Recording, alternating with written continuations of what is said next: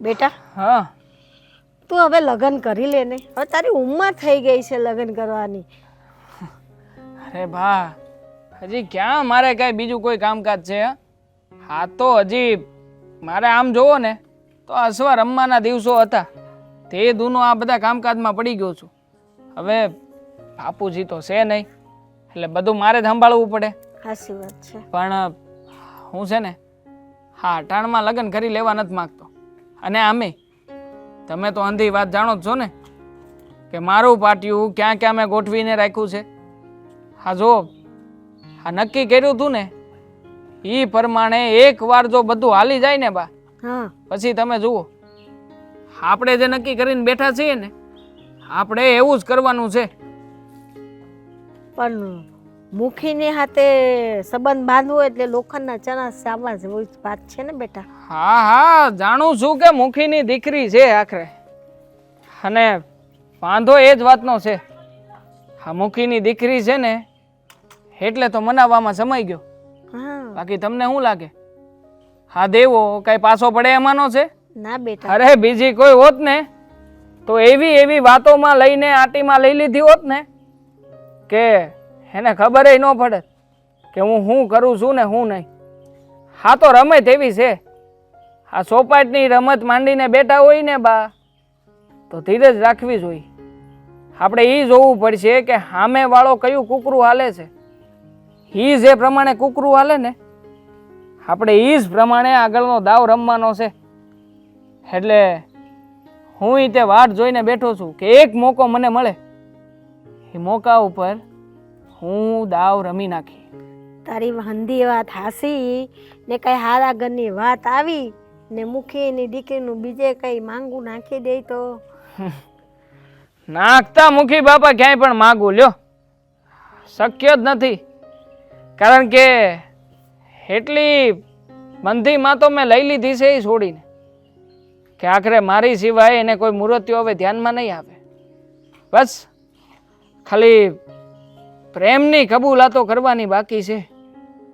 એક વાર આ કબૂલાત થઈ જાય ને પછી એને મારી બનતા કોઈ નહીં રોકી શકે.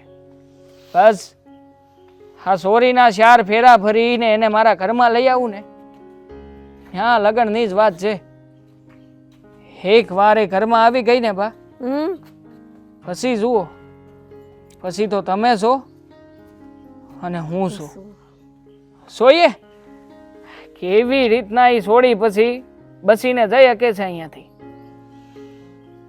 તારી વાત હંધી હાસી છે પણ મને અમુક વાર એવો વિચાર આવે છે મુખીથી મને થોડી ચિંતા લાગ્યા કરે છે. અરે મુખી ક્યાં મરદનો ફાડ્યો છે પાછળથી વાર કરે એમાંનો છે.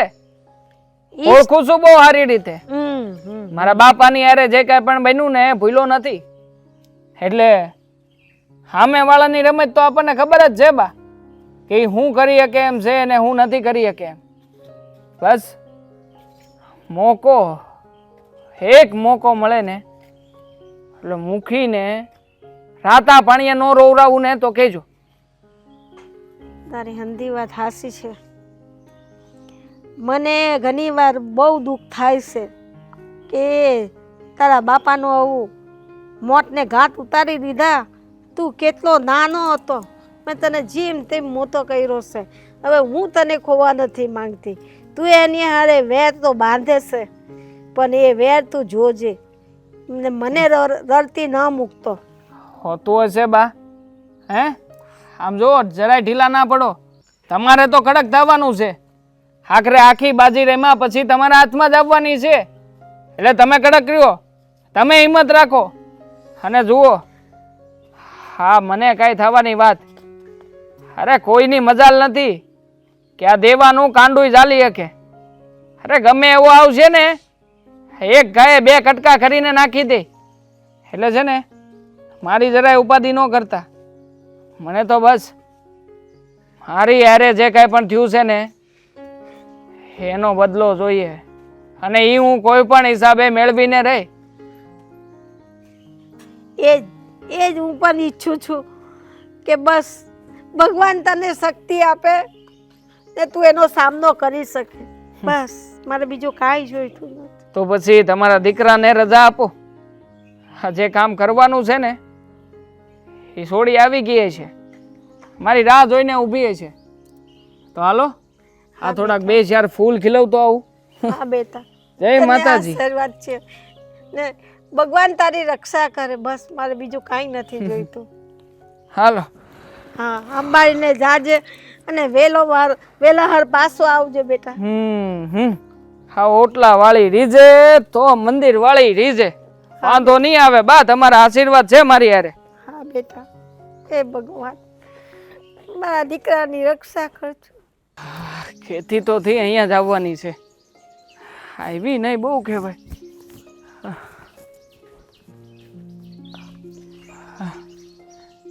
હેતલ તું આવી ગઈ?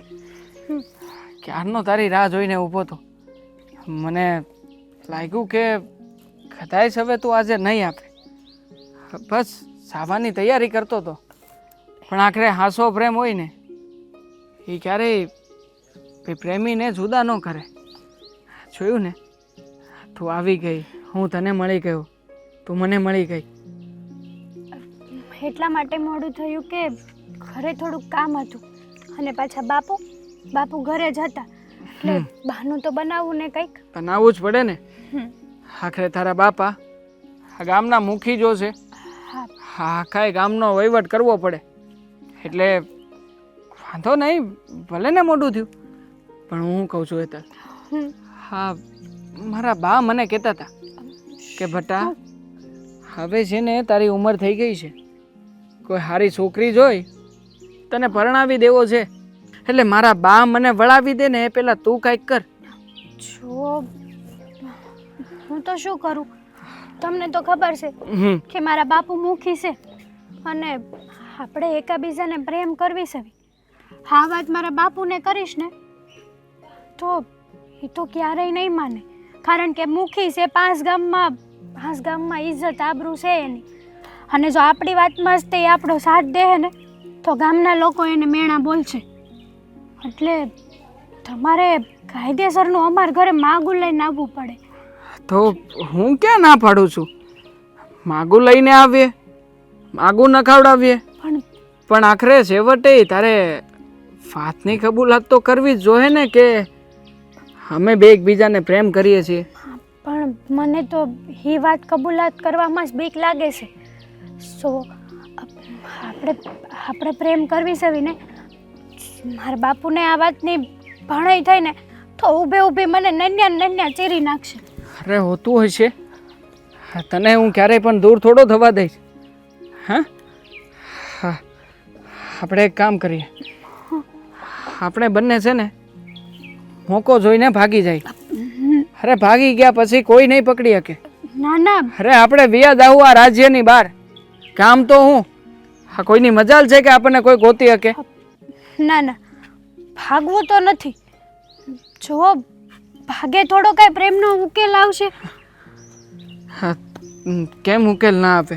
મારા પપ્પાની આબરૂ, ઇજ્જત, મોભો અને મારી ઉપરનો વિશ્વાસ હું તોડી નાખું ને તો મારા બાપુ ભાંગી જાય.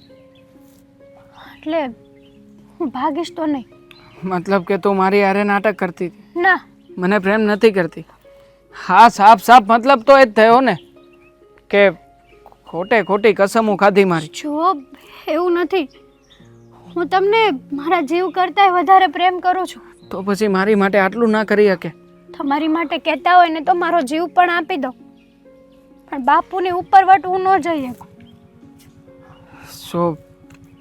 આ બધું સમાજ, આ મારા બાપુ, આ બધું છોડ ને. હવે સાચી વાત તો એ છે કે હું તને પ્રેમ કરું છું અને તું મને પ્રેમ કરે છે. નહીં હું તારા વગર જીવી શકું કે નહીં તું મારા વગર જીવી શકે. તો પછી જ્યારે તને તે પ્રેમ કરીને મારી હારે લગ્ન કરવાની ઈચ્છા છે તો પછી કામને બધા ખોટા આવા વિચાર કરે છે. વિચાર તો કરવો ને, મારા બાપુ 5 ગામના મુખી છે અને એ વાત એના મુખીપણાની તો એમાં તો એ બાંધછોડ જરાય નહીં કરે. પછી ભલે ને એનો દીકરીનો જીવ લેવો પડે ને તોય મને એના એ ફળિયામાં ઊભી ચીરી નાખશે. પણ એક બાપ અને દીકરી વચ્ચેના જે સંબંધ છે ને એ મારો બાપ ક્યારેય નહીં સમજી શકે. મેં મહાભારતમાં કંઈક સાંભળ્યું હતું. ભગવાન કહેતા હતા કે જ્યારે લગ્ન કરવાની ઈચ્છા હોય અને સામે કન્યા તે તૈયાર હોય ને, તો જો કન્યાના ઘરના લોકો ન માને એમ હોય તો પછી એ કન્યાનું હરણ કરી લેવામાં કોઈ પાપ નથી. આવું ભગવાન શ્રી કૃષ્ણ કહેતા હતા. જો એટલે તમારી બધી વાત સાચી, પણ હું એકવાર મારા બાપુને વાત કરી જાઉં, પછી કહું તમને. ઠીક છે, જેવી તારી ઈચ્છા. આખરે તને પણ પસંદગી કરવાનો હક તો છે જ ને.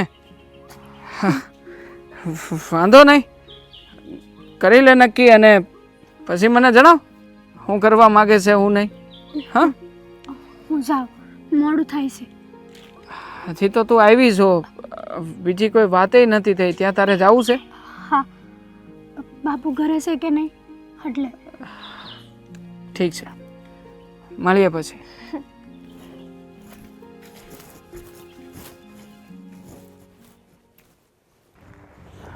હેતલ બેટા, અહીંયા આવ્યો તો. હા બાપુ, બે બોલો. બેટા, હું વાડીએ જાઉં છું. સાંજે કદાચ મારે મોડું થાય ને તો મારી વાટ ન જોતી અને તું ખાઈ લેજે. સારું, હા. વાંધો નહીં. તો જાવ. બાપુ, એક કામ હતું તમારું. હા, બોલ ને. કામ હોય તો શું કામ છે? બોલ. જોવો, હું તમને વાત તો કરું પણ તમે ખીજાહો તો નહીં ને?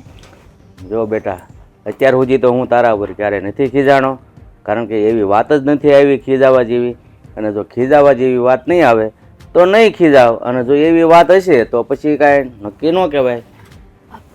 બાપુ, વાત એમ છે કે તમને નથી લાગતું કે તમે આ મારા હક પણની વાત કરતા હતા તો મેં મારી રીતે એક છોકરો ગોત્યો છે. હું કીધું? બાપુ, હું એ છોકરાને પ્રેમ કરું છું અને લગ્ન કરવા માંગુ છું. અરે, આવું બોલતા તને જરા શરમ નથી આવતી? મુખીની દીકરી થઈને પછી પ્રેમ કરે છો. તને ખબર છે ગામમાં કેટલી મારી ઇજ્જત છે? અને આ ગામડામાં છે ને, મુખી હોય કે બીજા હોય, કોઈ પણ દીકરી જ્યાં માવતર કે ને ત્યાં જ લગ્ન કરશે. આ પ્રેમના ભૂત છે ને આ ગામડામાં ન હોય, સમજી? મુખીની દીકરી શું તો હું પ્રેમ ન થાય? પ્રેમ કાંઈ કહીને નથી થતો. બસ, થઈ ગયો. ભલે થઈ ગયો હોય. આ વાત છે ને મારી સામે બીજી વાર નહીં કરતી. તે જે કાંઈ સપના જોયા હોય ને એના માટે એ સપના ક્યારેય પૂરા નહીં થાય, સમજી? પણ બાપુ, છોકરો હારો છે, તમારી દીકરી ક્યારેય દુખી નહીં થાય. છોકરાનો સવાલ નથી, સવાલ ઇજ્જતનો છે. તે સાંભળ્યું છે ગામડામાં કે કોઈ પ્રેમ કરીને લગ્ન કરે છે અને એ શીલો આ મુખીના ઘરેથી ચાલુ થાય? કોઈ કાળે નહીં. હું ક્યાં કહું છું કે પ્રેમ લગ્ન કરાવી દો, માગું ન ખવડાવું. ખેતા હોય તો બાપુ, સાચું કહું ને તો એ છોકરા વગર હું નથી રહી શકતી. તો કુવામાં પડજે, બાકી તું કે ને ત્યાં લગ્ન નહીં જ થાય, સમજે? જ્યાં હું કહું ને ત્યાં જ લગ્ન થશે. તમારી જગ્યાએ આજ મારી માં હોત ને તો મને આવા જવાબ ના મળ્યા હોત. તારી માં હોત ને તો અત્યારે જ ગળું દબી દીધું હોય. પણ આ તો એક બાપને દીકરીની મર્યાદા આડી આવે છે ને એટલે તને હાથ નથી ઉપાડતો, સમજી લેજે. મારી માં હોત ને તો એની દીકરીની વેદના સમજી હકત. અરે, દીકરીની વેદના માં ક્યારે સમજે? કોઈ પણ દુઃખ પડે તો. આવા કામમાં છે ને માય નો સાથ આપે, સમજી?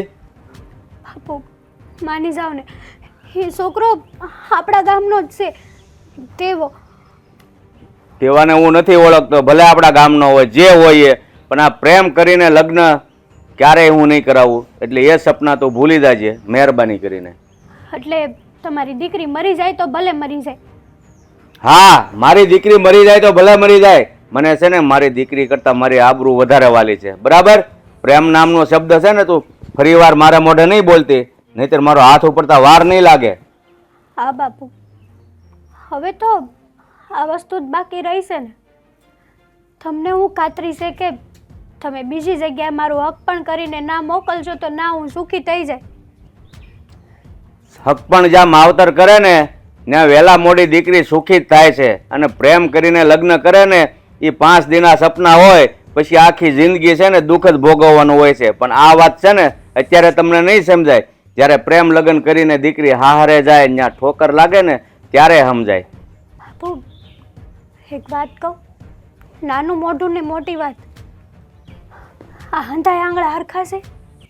હવે તું મને ભાષણ દેવાનું બંધ કરીને હું કહું એટલું કરી તો વધારે સારું. અત્યાર સુધી મેં તને લાડકોડથી ઉછેરી છે, તારી સામે ઉષા અવાજે નથી બોલ્યો, ત્યારે નથી આંગળી છીંધી. પણ હવે જો એ શબ્દ બોલી છે ને તો મને મજબૂર નહીં કરતી હાથ ઉપાડવા માટે. બાપુ બાપુ મને એમ હતું કે તમારી માટે તમારી દીકરીની ખુશી જ વધારે છે. અરે મને તો મારા માટે સર્વસ્વ મારી દીકરી જ હતી. પણ આ વાત કરીને છે ને તે બહુ ભૂલ કરી છે. ના, પ્રેમ કર્યો છે, ભૂલ નથી કરી. મૂકીની દીકરી છું એનો મતલબ એ નથી કે હું પ્રેમ ન કરી શકું. બસ, તારું ભાષણ કાંઈ નથી સાંભળવું. તું છે ને ઘરમાં જ પડી રહેજે. મહેરબાની કરીને ઘરની બહાર પગ નહીં મૂકતી. મારે ભલે સાંજે આવવામાં મોડું થાય, પણ જો મને વાવડ મળ્યા છે ને કે એ ઘરની બહાર ગઈ છે તો તારું ગળું દબાવતા મને વાર નહીં લાગે, સમજી?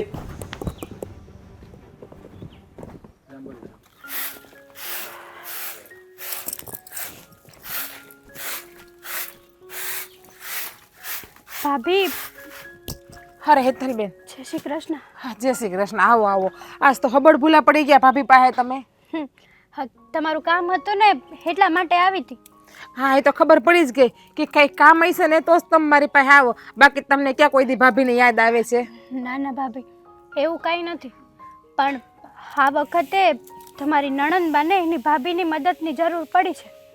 લે, વળી તમારે હું મારી મદદની જરૂર પડી? દર વખતે તો મારે તમારી મદદની જરૂર પડે છે. હું તમને બોલાવતી હોય અને આ વખતે તમે મને કીધું તમારે મારી મદદની જરૂર છે. જલ્દી જલ્દી બોલી જ જાઓ. આ વખતે તો મને એવો ઉત્સાહ થાય છે કે હું નણંદબાની મદદ કરી દઉં. વાત જ એવી છે ને કે તમારી મદદ જોવે. તમને તો ખબર છે ને કે મારે તો ખાલી બાપુ જ છે. મારા ભાઈ ભાભી અને મારી માં સમાન છો તમે. એટલે હવે નક્કી તમે ને તમારા બાપુ પાસે ઝઘડો થઈ ગયો છે. ખીજાણા ને તમને તો જ તમે અહીંયા આવ્યા હોય ને આવું બોલતા હોય. શેમાંથી બાયધા બાપ દીકરી બે?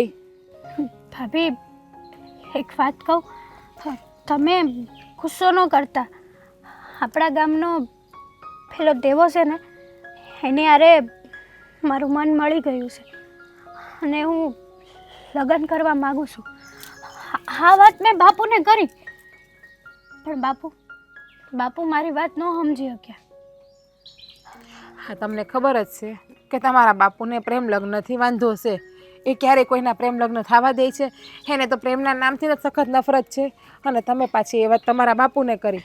હા, આપણા ગામના રમેશભાઈ, એની છોકરી ભાગી ગઈ હતી, ખબર છે ને? બાપુએ વ્યવહાર નથી રાખવા દીધો ને દીકરી હારે. એ લોકોને મળવું હોય એની દીકરીને તો પણ ચોરી છુપી મળવા જાય છે.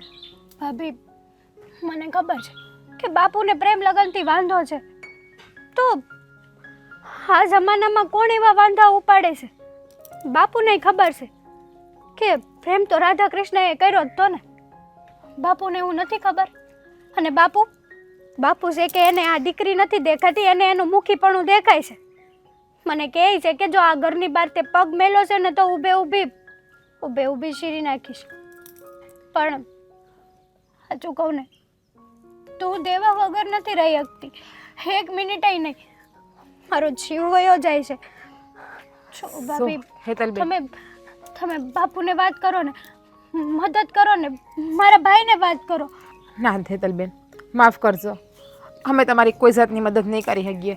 તમારા બાપુ છે ને આ ગામના મુખી છે અને તમારા બાપુને કાંઈ કહેવું એટલે લોઢાના સણા સાવવા જેવી વાત છે. એટલે અમે તમારા બાપુને કહેવા નહીં આવીએ. બીજું કંઈ કામ હોય ને તો તમે મને કહો, અમે તમારી એમાં મદદ કરશું. ભાભી, તમે જ છો એક જે મને સમજી શકો. મારી વેદનાને, મારા દુઃખને, મારા સુખ દુઃખની વાતો તો હું તમારી આરે કરું છું ને, તો પછી તમને તો ખબર છે કે જો અત્યારે મારી માં જીવતી હોત ને તો મારે આવી રીતના કોઈ પાસે હોશિયારી ન કરવી પડે. પણ તમને ખબર જ છે કે તમારા બાપુને પ્રેમ નામના શબ્દથી જ નફરત છે. તો તમે શું કામ આવું પગલું ભર્યું? ભાઈને વાત કરો ને એકવાર.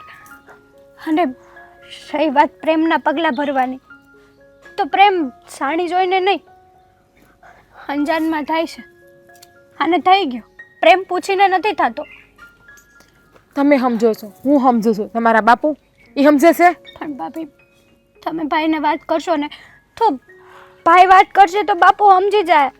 મને વિશ્વાસ છે મારા ભાઈ ઉપર. મનાવી લે મારો ભાઈ. ભાભી મદદ કરો ને.